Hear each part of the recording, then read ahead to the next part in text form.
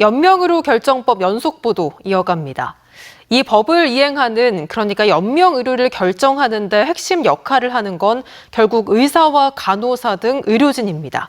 그만큼 이 법에 대한 의료진 교육이 중요한데요. 법 시행 5년이 흐른 지금 교육이 제대로 이루어지고 있는 건지 전문가들의 의견을 토대로 짚어보겠습니다. 서차구 기자입니다.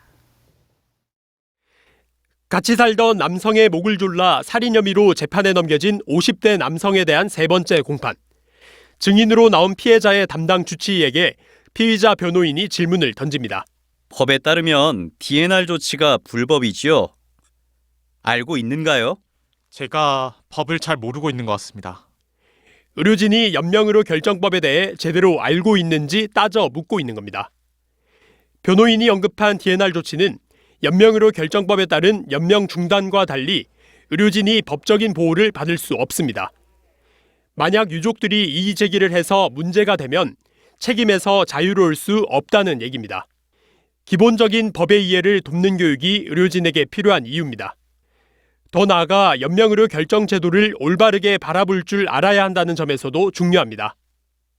사전 연명의료 의향서를 썼다는 이유만으로 기관 흡인 처치를 하지 않거나 기관 삭간수를 하지 않아서 사망하게 하는 경우가 있습니다. 사전 연명 의향서를 왜곡되게 인지한 거거든요. 의사 내부에서 굉장히 많은 교육이 필요하고요. 이 같은 교육을 하는 곳이 병원에 설치된 의료기관 윤리위원회입니다. 의료기관 윤리위원회 차원에서의 커리큘럼이나 교육은 조금 맞춤형으로 가야 되긴 하는데 좀 부족한 건 사실이죠. 이에 정부는 지난 2020년부터 대한의사협회와 협약을 맺어 연명의료관리기관의 교육을 들으면 의사 연수평점에 반영되도록 당근책을 내놓기도 했습니다. 하지만 지금까지 교육을 받은 의사는 모두 8,500여 명, 전체의 7.8%에 그칩니다. 이렇게 교육 이수율을 높이는 것만큼이나 중요한 건 또 있습니다.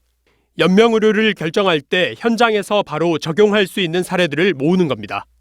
취재진이 정보공개 청구를 통해 입수한 연명의료 결정법 관련 위반은 2건뿐일 정도로 수면 위로 드러난 건 거의 없습니다. 터식을 불완전하게 만든 사례구나. 네. 그럼 이때는 이렇게 해결하면 돼라는 게 경험으로 쌓이고 학습에 대해서 이때 대처하는 방법들을 익히게 되고 문제는 그렇게 해결이 되죠.